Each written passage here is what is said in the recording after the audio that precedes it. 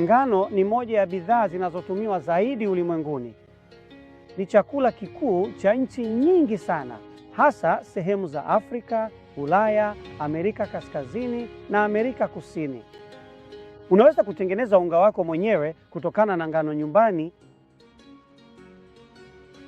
Unachohitaji ni ngano na mashine nzuri ya kusaga inayoweza kuisaga iwe laini sana. Kwa nini utengeneze unga wako mwenyewe nyumbani? Kweli, kwa kiasi kikubwa ulimwenguni, chapa nyingi hutengeneza unga wao kwa kutumia sehemu nyeupe tu ya punje, endospermu. Endospermu ina wanga mwingi na ulaji mwingi wa wanga si mlo wenye afya. Faida ya kutengeneza unga wako mwenyewe nyumbani ni kwamba unaweza kupata unga wa ngano nzima. Hivyo, katika nchi nyingi ulimwenguni, ngano huchakatwa na wanachukua sehemu 3 za punje na kutengeneza bidhaa 3 tofauti. Punje ya ngano ina sehemu kuu 3: kapi, ngozi ndogo ya nje, sehemu ya ndani inaitwa endospermu, na kisha kuna kiini. Kiini ndicho tunapopanda huchipua na kukua, ndicho chenye uhai. Pia kina virutubisho vingi na mafuta ya ngano. Kapi ina nyuzi zinazosaidia kusaga chakula tunapokula mkate au pasta au bidhaa yoyote ya kuoka.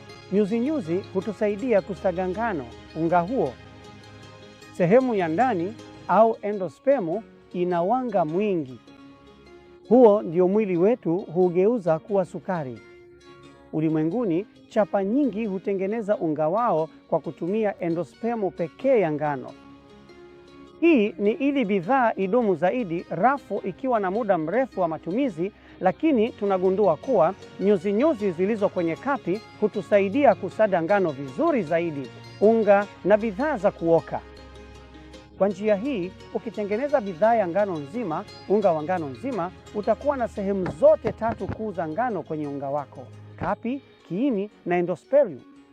Hii inakupa uwiano mzuri wa nyuzi, virutubisho, vitamini na madini yaliyomo kwenye kiini na kapi, na hutumii wanga pekee, bali ngano nzima jinsi inavyoota asili. Unaweza kutengeneza unga wako mwenyewe kutokana na ngano nyumbani. Hivyo ndio sababu unapaswa kutengeneza unga wako nyumbani. Unachohitaji ni ngano na kitu cha kuisagia ili iweze kutengenezwa kuwa unga.